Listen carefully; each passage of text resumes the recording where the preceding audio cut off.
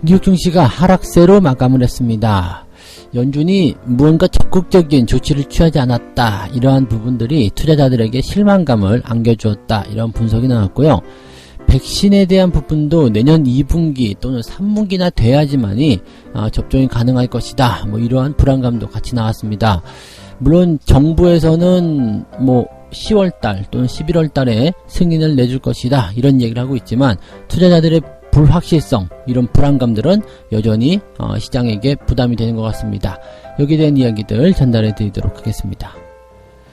LG화학이 물적 분할을 하게 되면서 말들이 많죠. 투자자들은 굉장히 실망한 반면에 증권가에서는 물적 분할이 오히려 호재가 될 것이다. 이런 얘기를 하고 있습니다.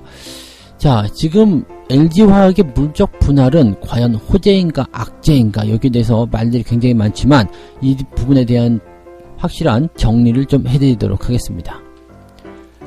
글로벌 연기금이 조만간 매도 폭탄을 터뜨릴 것이다 라는 전망이 나오고 있습니다. 이 주식 비중이 꽉 들어찼기 때문이다 라는 얘기가 나오는데, 주가가 올라서 오히려 이런 일이 벌어지고 있다라고 합니다. 주가가 올랐는데 왜 매도 폭탄을 터뜨려야 되느냐, 여기에 대한 궁금증이 있으실 것 같은데요. 여기에 대한 부분들도 같이 설명을 해드리도록 하겠습니다.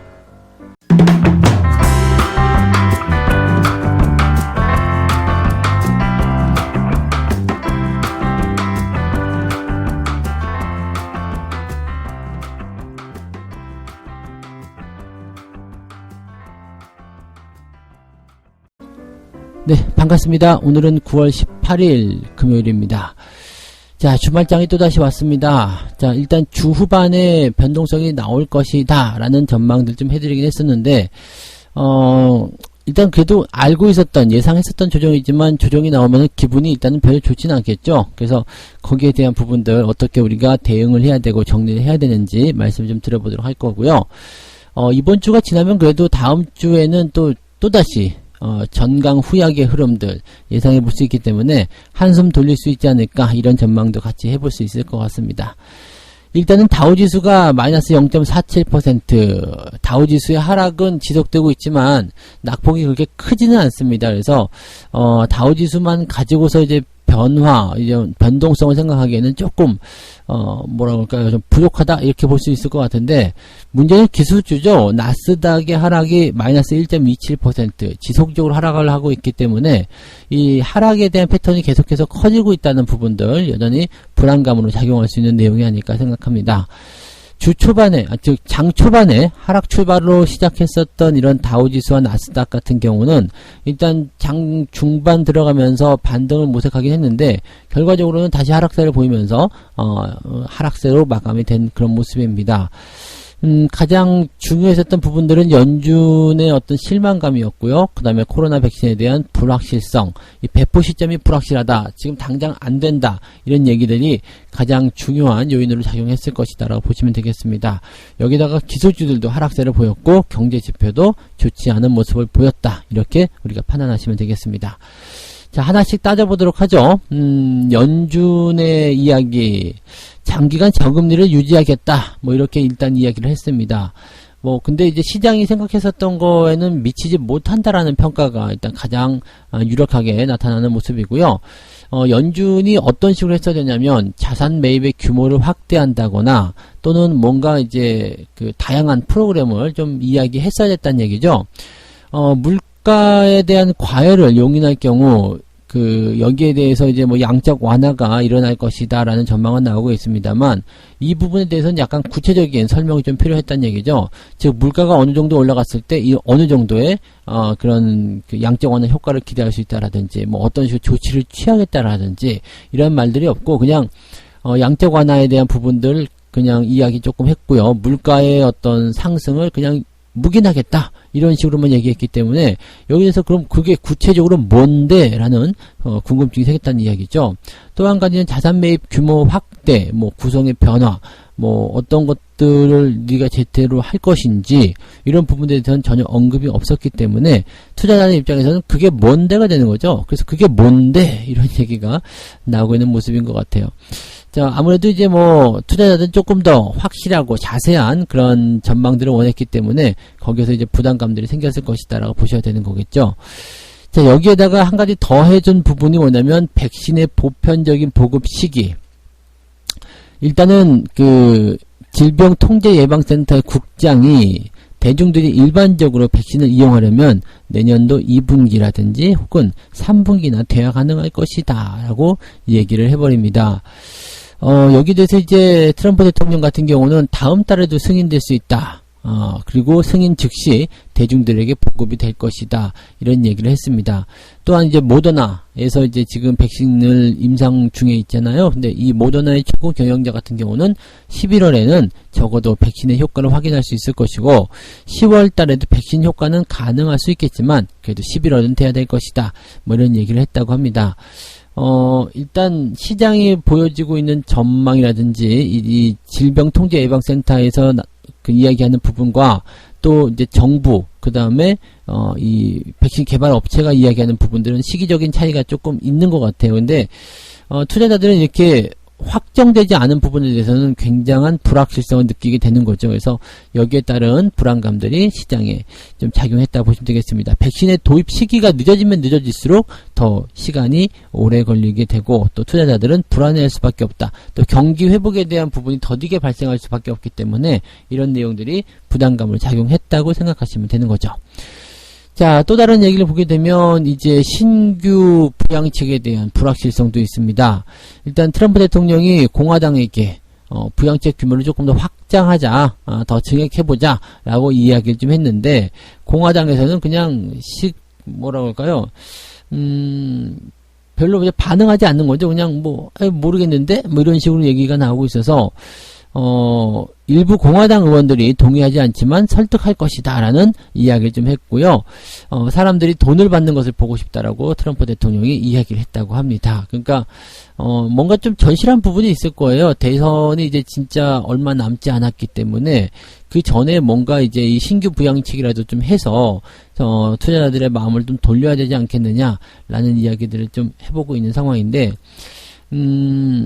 뭐 시장에 참여 중인 투자자들의 마음이 돌아서게 된다는 것은 곧 유권자들의 어떤 마음을 돌리는 것과 같은 의미로 해석이 되기 때문에 여기에 대해서 이제 정부 입장에서 조금 조급한 부분이 있을 것이다 라고 보시면 되겠죠.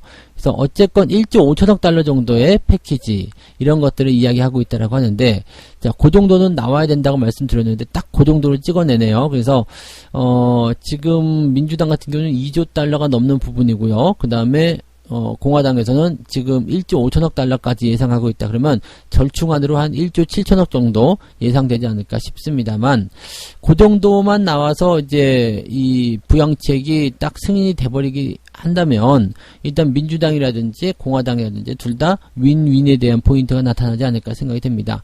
공화당 입장에서는 민주당을 따라가지 않았고요. 민주당은 최대한 끌어올렸다라는 그런 성과 논란이 나올 수 있겠죠. 그래서 신규 부양책에 대한 부분도 조만간은 해결될 수 않을까라는 생각 좀 해보긴 하는데 이것이 아직 대선 전에 나올 것인지 아니면 말 것인지에 대한 부분은 아직은 불확실하다고 보시면 되겠습니다.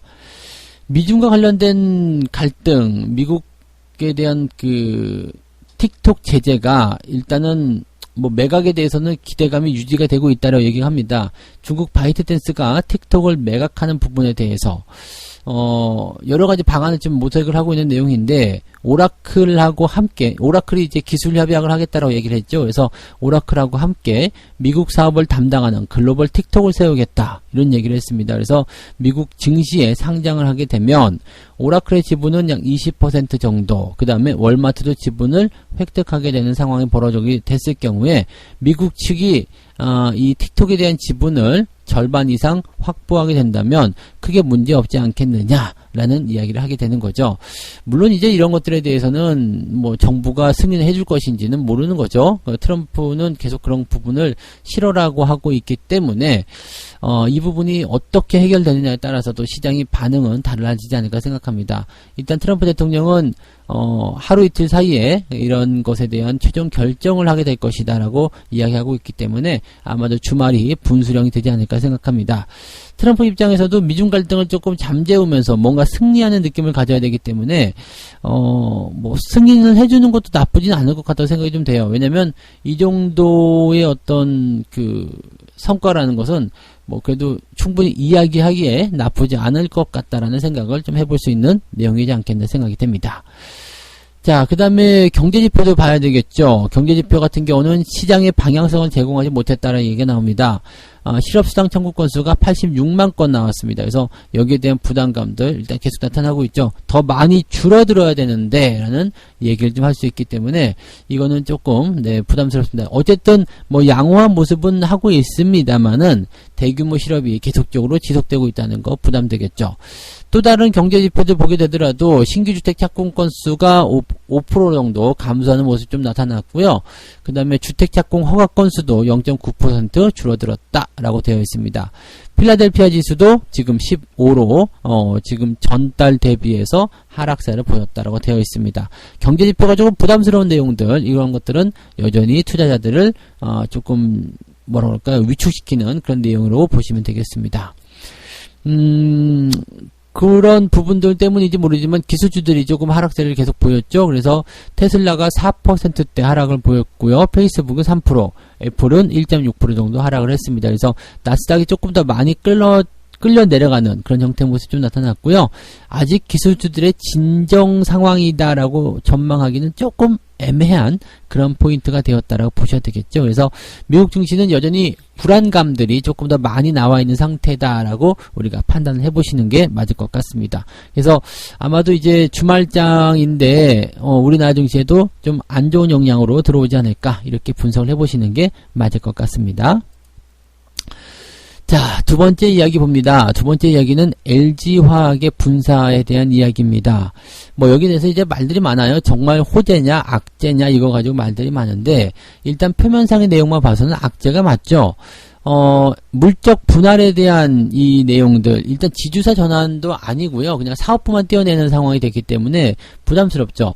지주사 전환을 하게 된다면 인적 분할, 물적 분할이 거의 같이 들어가기 때문에 일단 지분에 대한 포인트를 가져가게 되거든요. 그래서 괜찮은데 지금 물적 분할만 해서 사업부를 딱 떼어버리게 된다라면 이 부분은 기존 주주에게 이 지분이 들어가지가 않습니다. 그래서 그런 상황이 된다라면 굉장히 좀 안고 없는 찐빵이 될 수 있는 그런 상황이 좀 될 수 있는 내용이 되죠. 지금 근데 증권사들 같은 경우는 이번 분사를 통해서 이 배터리 사업을, 재평가 받을 수 있는 상황이 되기 때문에 오히려 좋다! 뭐 이런 식으로 얘기를 하고 있는데, 자, 여기에 대한 부분을 우리가 좀 살펴보도록 하죠. 지금 일단, 악재보다 호재로 작용할 가능성이 높다라고 얘기하는 증권사의 입장에서는 전지 사업이 재평가를 받게 될 수 있는 기회다. 지금 LG화학의 규모가, 이제 중국의 CATL이라는 기업보다 작게 된 이유는, 일단, 배터리 사업에 대한 부분을 제대로 된 평가를 받지 못했다. LG화학의 전지 사업 가치만 무려 59조 원에 이르게 되는데, 지금 LG화학은 시총이 45조밖에 되지 않는다는 얘기죠. 그러니까 물적 분할을 하게 되면 이 배터리 사업 쪽에 대한 가치가 훨씬 더 높게 평가되기 때문에 오히려 전체적으로 봤을 때 더 좋은 것이다. 뭐 이런 얘기를 일단 하고 있다고 합니다. 그래서 이제 물적 분할이 진행되는 기간 동안에 또 그 다음에 IPO가 진행돼서 이제 기업 공개 상장하는 그 시간까지는 상당히 긴 시간이 필요할 것이다 라고 일단 얘기가 되고, 그 시간 동안에 LG화학이 당연히 재평가를 받게 될 것이다, 기업의 주가를 상승시켜 줄 것이다 라고 전망을 하는 것이 좋은 소식이라고 보시면 되겠습니다.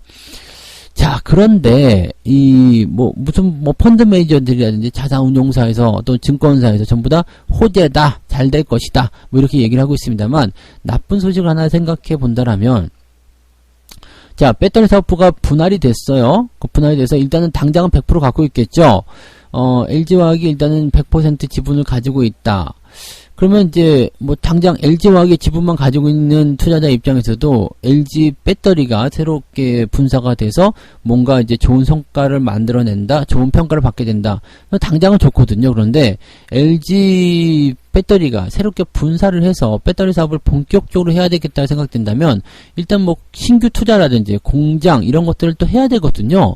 그럼 공장이라든지 이런 부분들을 하려면 돈이 필요하겠죠. 돈이 필요하게 되면 당연히 유상증자를 하게 될 겁니다. 그러면 내가 기존에 100주를 가지고 있었다라고 하더라도 유상증자를 하게 되면 돈이 필요하기 때문에 주식을 더 찍어내가지고 다른 주주들에게 팔아야 되겠죠. 그러면 그 과정 속에서 유상증자의 규모가 어느 정도까지 됐을지 모르겠습니다만 또 LG화학이 그 새로운 주식을 찍어내서 주주들에게 팔아먹어야 되기 때문에 이렇게 되면 100% 지분율이 아니라 뭐 70%, 60% 이렇게 떨어질 수 있다는 얘기죠. 그러면은 이 배터리 사업에 대해서 완벽한 어떤 그 지분법 이익을 다 끄집어내지 못한다는 얘기죠. 그러니까 기존 LG화학을 보유하고 있었던 주주들 입장에서는 이 LG 배터리에 대한, 즉 2차전지 사업부에 대한 그런 지분 가치가 희석이 되는 것이 아니냐. 당연한 얘기죠. 그래서 그런 부분들로 나타날 수가 있다는 얘기가 되는 겁니다. 그렇게 되면은 뭐 LG화학을 우리가 가지고 있어야 될 이유가 뭐가 있겠느냐, 이런 얘기가 되는 거고요. 또 LG화학이 물적 분할을 하게 되면 K뉴딜 지수에서 또 빠져나가 버린단 말이에요. 그래서 실질적으로 정책적인 수혜를 입을 수 있겠느냐는 부분에서도 상당히 뭔가 논란이 될 수 있는 상황이 좀 될 수 있겠죠.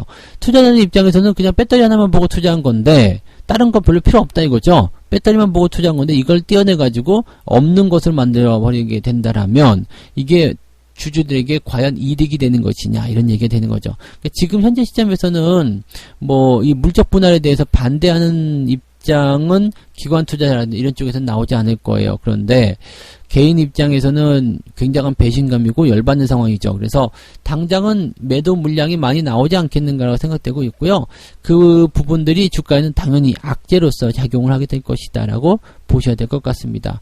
뭐 LG화학에서 주주들을 달래려고 한다, 뭐 긴급 뭐 어떤 컨퍼런스 주주총회를 열 것이다, 뭐 이런 얘기가 있겠습니다만 글쎄요 라는 생각을 좀 해봐야 되겠죠. 이것을 그냥 통과시켜버리게 된다라면, 또 그냥 물적 분할이 진행이 되게 된다라면 투자자들에게 외면을 받게 될 것이다 라는 생각은 좀 해봐야 될 것 같은 느낌이죠. 그래서 제가 보는 관점에서는 LG화학의 물적 분할은 투자자에게는 일단 악재가 되지 않겠는가, 이렇게 생각을 좀 해볼 수가 있을 것 같습니다.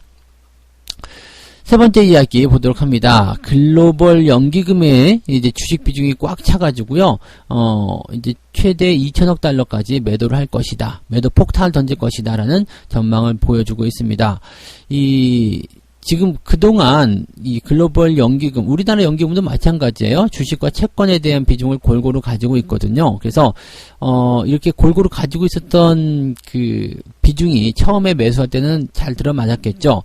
예를 들어서 이제 연기금 같은 경우는 이 비중으로 운영을 하거든요. 그래서 주식 비중은 20%, 30% 이런 식으로 나타나게 되고 채권 비중은 30%, 50% 뭐 이렇게 나타나게 됩니다.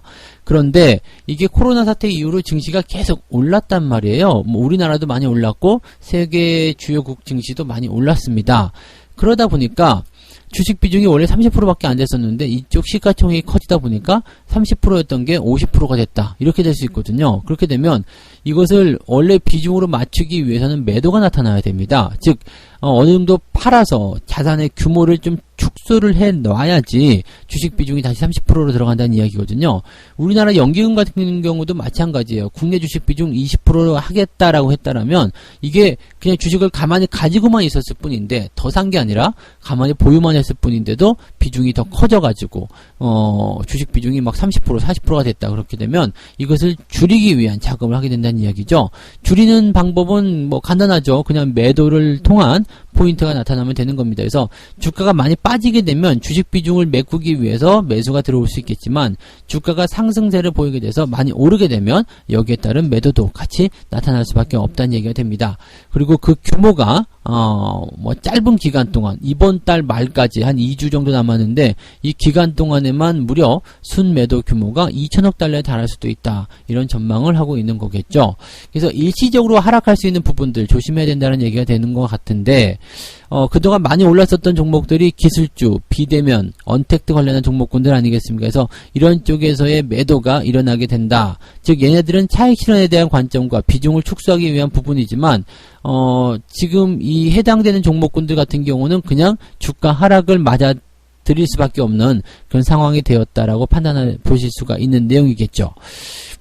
그런데 이제 뭐 일단 시장 자체는 지속적으로 상승할 수 있고 이 어떤 경기 회복에 대한 국면들이 지속적으로 연결될 수밖에 없는 상황이기 때문에 오히려 이렇게 주가가 많이 하락하게 된다라면 더 적극적으로 매수를 해야 되는 것이 아니겠느냐, 이런 전망도 나오고 있다고 합니다.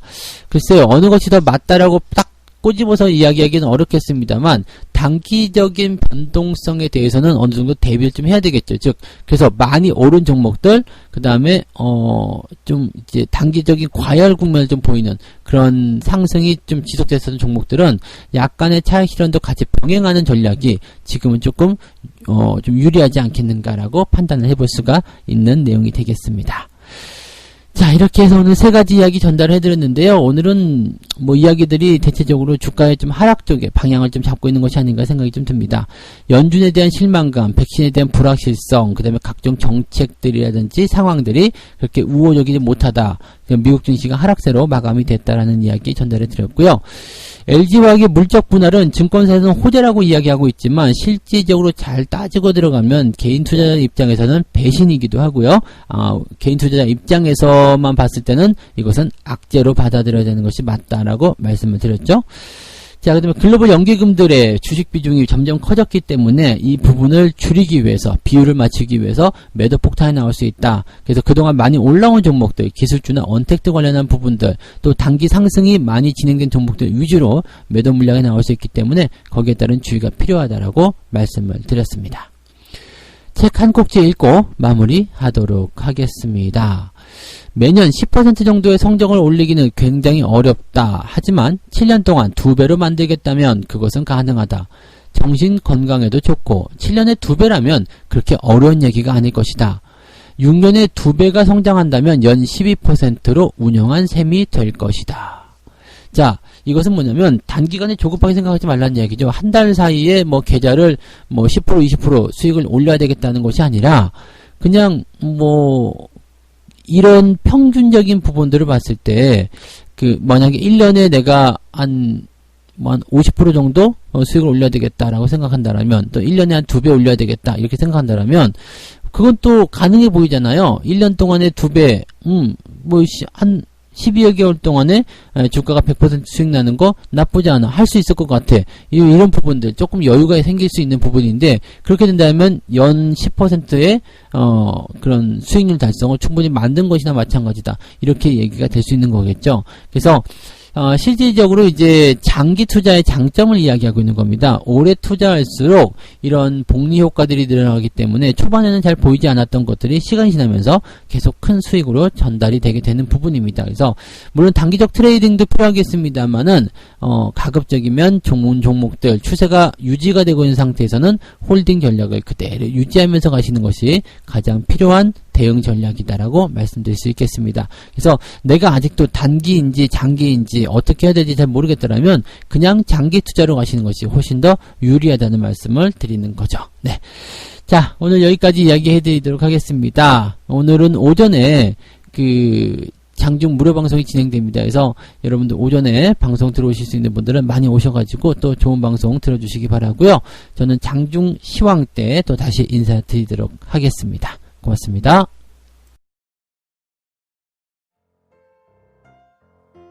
본 방송에서 제공되는 모든 정보는 투자 판단의 참고 자료이며 투자의 최종 책임은 본 방송을 이용하는 본인에게 있습니다.